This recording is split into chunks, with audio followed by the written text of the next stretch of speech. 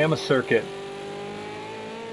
We are here for the first episode of Inside SCL Racing for season 26, which kicks off in 4 days' time with the Bathurst 500 on the SCL International Tour. I'm down here with a collection of International Tour and a couple of American Tour regulars here to shake down their Ford Falcons for the first race of the season 26 V8 World Tour Championship, as well as first race of the Rolex Endurance Cup. And this is Carlin Hicks. I've got Average Gamer, Pogo Gun, Shano Kano, Dalrymple, Pointy, and Flat Out, among others here in the room. We're going to talk a little bit about the upcoming weekend that kicks off SCL season 26, and of course take a look at the track layout as we are here today for practice for the Bathurst 500. This will be the third annual running of this event, the SCL. We first ran it 2 seasons ago in season 24, and it was the driver you're looking at right now, Shano Kano, who took the victory in the inaugural Bathurst 500. Last season it was longtime SCL veteran and another Aussie, Enstaza, who will be the defending champion going in. This season it's the opening race of a 6-round V8 World Tour Championship on the SCL International Tour. We're looking for what will be an exciting season. I'm going to turn it over here to the series director, Shano Kano. I'm going to get into the cockpit here with you, Shano, as he's coming down the opening straight. Give us a walkthrough on the track. Yeah, we're going up to turn 2, right-hander. Now, 2 ways to take this corner right here onto the hill, Shano. I see guys who attack it and guys who roll through it. How do you take that? I roll through it. I try and just let it roll through and that. I'm not, let the car settle and that, and not push it too hard. Now, coming up the mountain here. Across the top of the mountain as well. Just being like half throttle, not full throttle. Maintaining traction. Now you're coming to the dipper. Tough section right here through the chicane.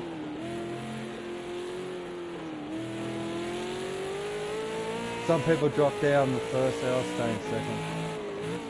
Goes for the high traction. I have a story of one of my first wins at High Speed Ring doing that, and now it's onto the Conrod, which obviously makes that a vitally important turn, because this is the longest straight, sets you up for the whole back section of the course. Yep. Now, most guys are going to attempt to be flat out here on the hard right-hander. I don't have the track map in front of me to give you your names. You Aussies all know it by heart.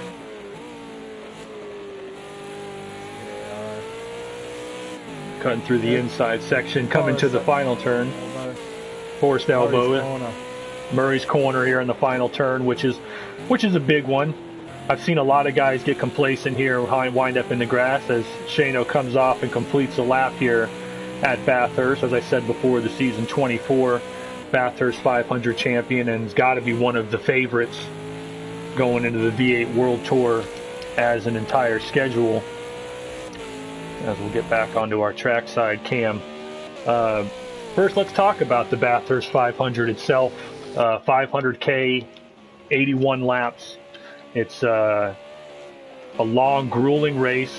Drivers this season do not have a mandatory co-driver. They have the option for it.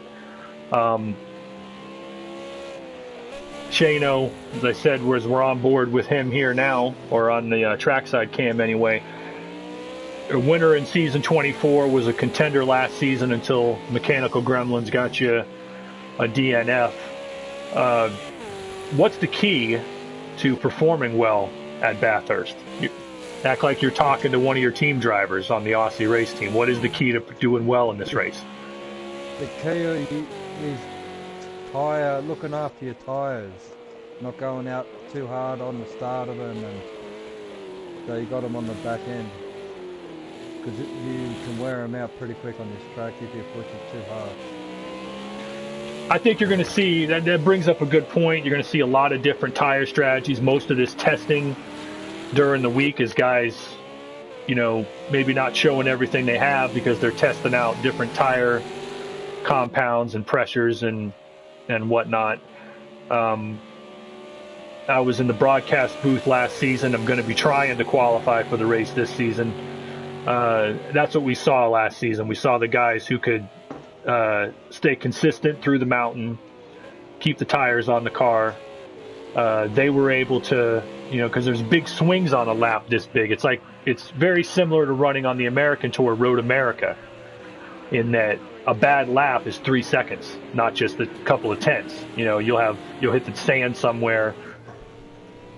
I think that's a key element here. But pit strategy as well. Pit strategy plays a big part in it. Oh yeah, the pit strategy, guys are obviously here trying to figure that out. You got the Parc Fermé rules on the International Tour, so you're making the start on the default set. When do you come in? How do you do it? When and if you do your tire changes. We're going to see a lot of different game plans play out, and the race is going to rubber band like all of the big enduros do. Topping our speed chart right now is the second season driver from Extreme Speed Motorsport. That's Average Gamer, another Aussie. And for those of us longtime drivers on the American Tour that look at, the Indianapolis 500, the Daytona 500, those are our big races. Bathurst 500 is their big race. I know the highlight for me in my whole 15 season now strong SCL career is winning 3 Indianapolis 500. So for a driver like you, Average Gamer, Bathurst has to be the pinnacle. Yeah, it is. It's a very big race for us Aussies. Winning this race, it's just like you said, winning the Daytona 500 or Indy 500. Yeah, it's a big show, and it has the added pressure of being part of a championship series. The V8 World Tour shares its time slot on Saturdays with the International Le Mans Series, which is the international sports cars. They run 6 rounds. The V8 World Tour runs 6 rounds. And as we'll talk about that a little bit here, starts off early in the season here on the 22nd with the Bathurst 500. Then it's off to New Zealand for the Tasman Super Prix. And then after a bit of a break, you've got the 2 American rounds. You've got when Daytona Speed Weeks kicks off for season 26 on the American Tour. These cars will be there to race at Daytona. They'll be at Watkins Glen during the U.S. Grand Prix weekend, and then it's one stop in Europe, which will be at Barcelona, and then the season closes out at Japan. 6 rounds, a very tight championship. I think I'll ask somebody who has been in a points championship of his own and Rookie of the Year. He was the just last season 25 Rookie of the Year in Camel GT Series and the IndyCar Series on the American Tour. Driver for newly formed Green Mountain Enterprises Pogo Gun. Tell us a little about your team's plans with the Green Mountain. Do you know who's running V8 World Tour full time? Are you? Is this a one-off event like myself for Bathurst? How you doing, Carlin? No, this is something that I planned. I just enjoy racing, and the team has a jet to get me to these races, so I just love running, and I'm here. If I contend, great. If not, I just want to compete and enjoy the time on the track. I hear you. Well, here at Bathurst, not sure if you ran last season? No, sir. So this will be your first crack at it? Although obviously you've had some time on the track before. Yeah, I've been here about a week now, and I'm getting used to the track, but it's still a long track, and it's going to be a long race, and it's going to have to do with endurance. I hear you there. When we're talking about the championship, Shano, a guy who's won 2 Camel GT class championships in the last 2 seasons, 6 rounds, the tracks. It's a tight, concise little schedule. How aggressive can you be going for wins with 6 championship rounds, Shayna, or do you have to play it safe to get yourself to that last race at Japan in contention? I think you're going to have to play it safe because all the tracks are different and it's going to be different strategies for different tracks. So some tracks you're going to run hards on, some tracks you're going to want to run the softs. So there's a lot of strategy going to be involved in it. Absolutely. I'll say from my experience, you're looking at what you're looking at here with the way our point system is set up rewards top 5 finishes and rewards consistency. The fact is you can win 2 of the 6 rounds in the V8 World Tour. You can win 3 of the 6 rounds in the V8 World Tour. And if you have 1 or 2 races where you fail to finish or finish way down the order, somebody that doesn't win races can beat you. Let me give you guys an example. 2 of the championships that I've won in the league. One was the season 18 late model sportsman division, the support stock car division, and one was the season 22 Trans Am series. I won both of those championships without winning a race in both of those series, just by being consistently on the podium and in the top 5 week after week. Yeah, I really think consistency, because it's a short season, I don't think you could make a DNF. I don't think you can make that back being such a short season. I would say, looking at the numbers, and this is when yours truly calculated and helped build the way that the point system works, the 25-point system, 25, 22, 20, 17, 15, 12, all the way on down to 1. We looked at the championships, and in most of the series that run, the series have always run 6 to 10, 6 to 12. In a 10-race championship, your average champion wins a couple of times, is in the top 5 probably 8 out of 10 races, is in the podium at least half, and usually 5 or 6 times out of 10 races. In a 10-race schedule, you got room for maybe 1 DNF, possibly. Two maybe. I had 2 DNFs. Yeah, 2 last season. Yeah, you have a shot at making it up. In 6 rounds, you can make up 1 DNF. The difference is that what I'm going to see is, to me, I think the champion, the V8 World Tour champion, when all's said and done in Fuji in a few months' time, it's going to be a guy who finishes 6 out of 6 races. He's going to be in the top 5 at least 4 or 5 of those races. At least 4. And he's going to be on the podium at least 2 or 3. Wins obviously help there, but you could very easily see somebody win twice. Staza, who we could talk about, not in here right now, but the defending Bathurst 500 champion, the longtime vet, the Aussie driver, that's been his MO his entire SCL career. He has come in and run a great race and picked up wins here and there in Camel GT for many seasons, but he doesn't run a full-time schedule, and he's DNF'd a lot when he has run a full-time schedule. So you have that. I think that's going to be a key to it. I think consistency is what's going to tell the tale. Like you said, I don't think you can gamble a top 5 finish that might potentially knock you out of a top 10 finish, because then you might be in trouble. But we'll have to wait and see how it goes. I know early part of the schedule here, the first 2 weeks has the first 2 rounds of the series, the Pacific races at Bathurst here and then at New Zealand.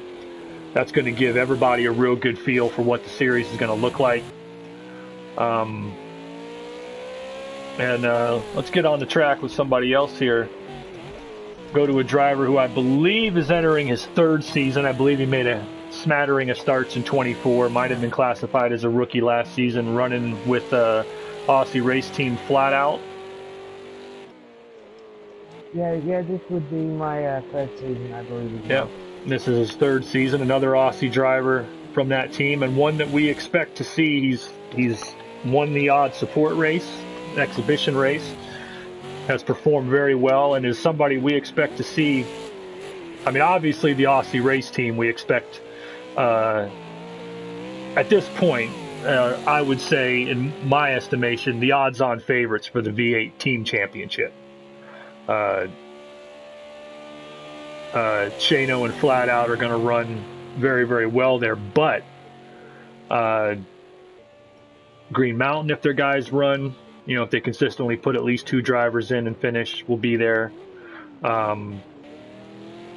It's going to depend on, the JME drivers might surprise you. I know that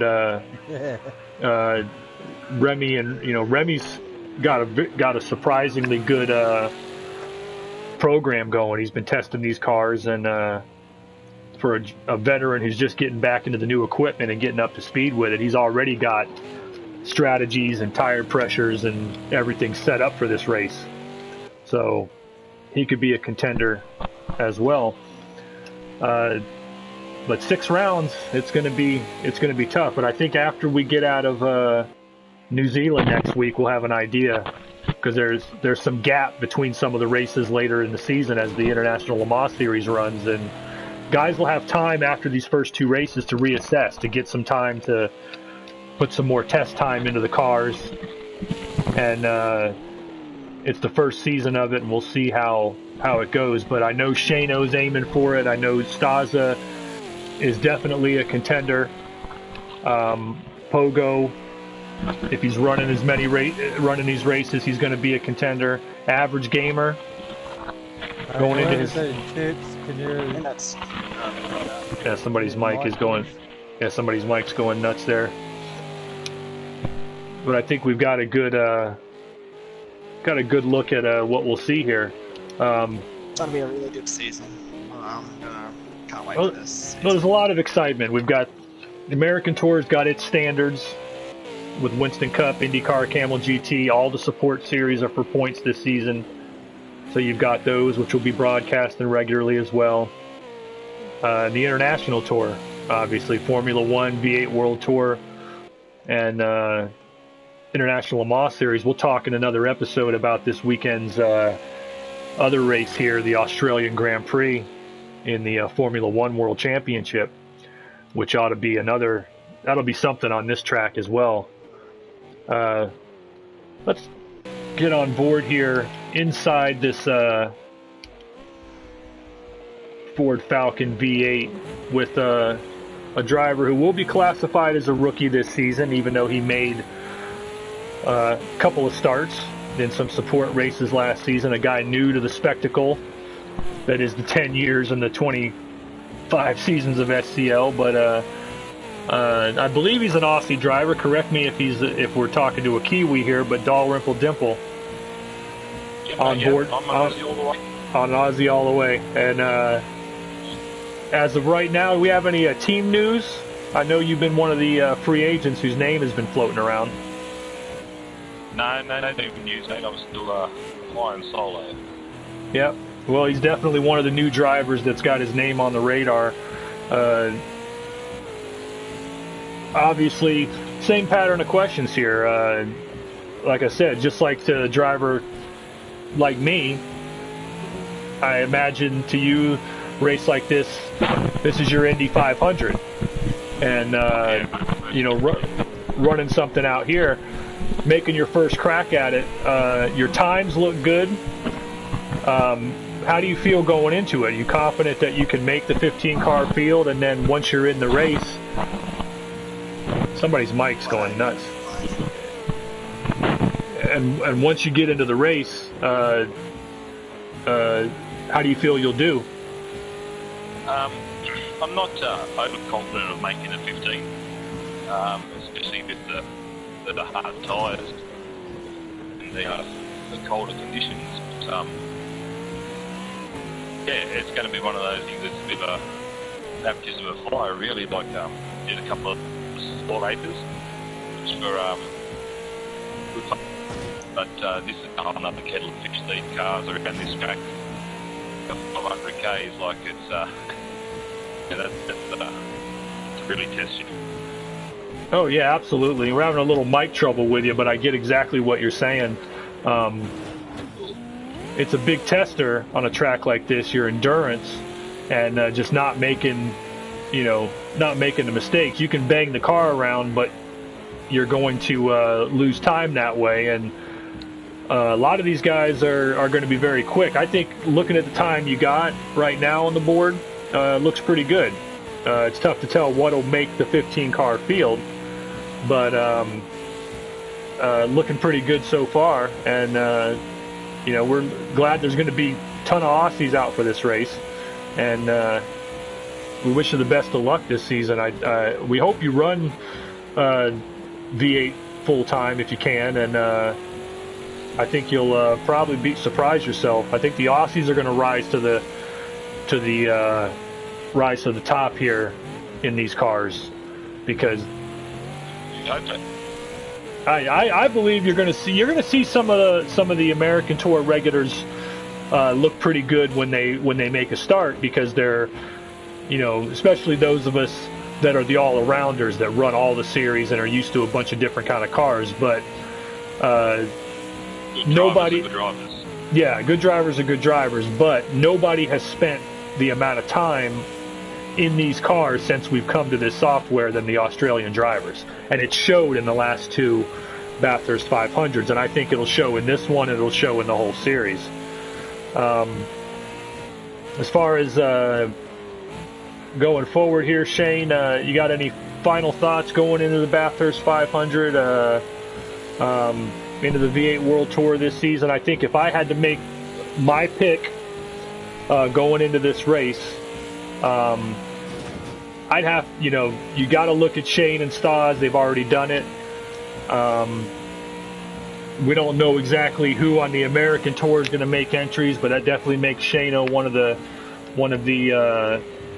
favorites, and I like him in the series as well. I think he can get a handle on all 6 of these tracks in this car quick and have a shot at winning the championship. But how about you, Shane? Final thoughts on the 500 on the V8 season? Yeah, I got a good shot, provided I don't have any technical issues. It's going to be close. There's a few guys faster than me, but overall consistency, that's where I excel a bit better than most. Being able to keep the car on the road and not spin it. Yeah, definitely. It's gonna be a toss-up too. Like I said, you don't know what American Tour drivers are gonna try to run it. You don't know what international Tour drivers are going to run full time and go for a championship. So it's tough to tell, but it's a long race, so anything can happen. Yeah, strategy and just keeping it together. I think everybody's. I always tell my drivers this is how from my early days when I started off in the league and I was mostly running at the back and I started gradually moving up. I tell my drivers on my team, put up the numbers, and that means go to the website and look at the tables and the standings, and it says, finishes, wins, top threes, or finishes, wins, poles, top threes, top fives, top tens. And what that means when I say put up the numbers is I tell my drivers this. You go out there and finishes is the easiest thing to get. All you got to do is finish the race. You try to win the pole in qualifying. If that's not possible, you go down to the next on the list. And basically you work from the back way up. Get yourself in the top 10. If you're in the top 10, work your way into the top 5. If you're in the top 5, try to work into the top 3. But don't go into a race thinking, I got to win this thing. You go into it, you look at where you're at, and you try to, every one of those positions comes with the bonuses. Wins, the podium, the top 5, the top 10. They all have bonus points over the positions below them, and they make the difference as the season goes on in the point standings. And I think this first race at Bathurst, I know my strategy. The one time I ran it, I ran 8th. I was lucky to get 8th. I'm better in these cars now than I was 2 seasons ago, though I'm still pretty green. The overriding goal, therefore, I go in thinking I want to get it. I'd like to qualify and get a top 5. If I can get a top 5, I'll be happy with the run. Now the thing is, you get into that last pit stop and you come out. You're approaching when you're making that last pit stop, and if I'm in the top 5, then you're thinking, all right, how do I move this up? And that's what I think everybody should just think of it that way. Everybody go through the race, run where you're at, and stick to your game plan. Stick to your game plan. Get out there on the Park Ferme tires, and then when you're scheduled to come in, do the pit cycles, whether or not your tire changing, whether or not whatever you're running, and stick to your game plan. The race is going to rubber band out. You might be a minute and a half, 2 minutes behind at one point. That'll come rubber banding back to you when the cycle gets back on. So it's going to be a hell of a show. My mindset is just to complete the race, and then whatever comes out of it. I try and just to complete every race. Oh yeah. But I know full well that there's a difference between running the Bathurst 500 and running, say, the Tasman Super Prix next week. It's the same thing we say when we're running, the series I've run most intently for the longest time in IndyCar. I don't, you think, sure, let's go into the Indy 500 and have a good points day. But that's the one race of the season where you'll throw caution to the wind to try to win the thing. You'll do whatever you can. If you got a shot at winning it, whereas at Texas 2 weeks later, you might say to yourself, second is a good thing. If I make this move and I fall to 7th or 8th, I think I'd rather just stay second. Indianapolis is the one track you don't do that. So you can't tell me, especially you Australian drivers, that here at Bathurst, if you get into that last section of the race and you got a shot at winning it, you're going to go for it. Yes, that's 100% true. Yeah. Now you might change that. That's what and that's something that may come up, and maybe we'll see that, particularly if we hopefully get somebody to work the booth and work the broadcast. We'll see it.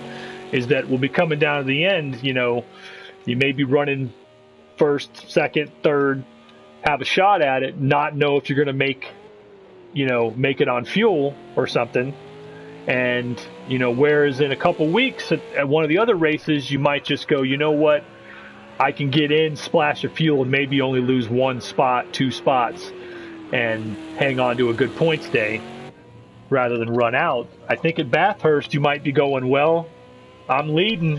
Well, I did that, and I did that on my first win, the first run. I had to save fuel the whole last stint just to make it. Exactly. That's what I'm saying I think is going to happen. I believe that, especially the Aussie drivers are going to go balls to the wall to try to win this thing.